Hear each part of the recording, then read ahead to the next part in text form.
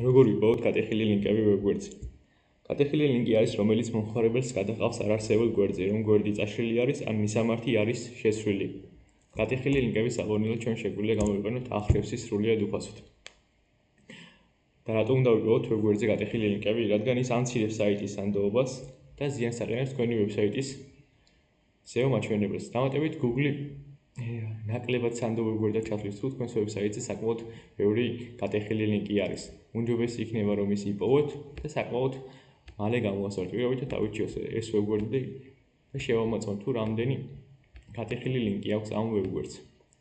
სულ რამოდენიმე წამი ველოდებით.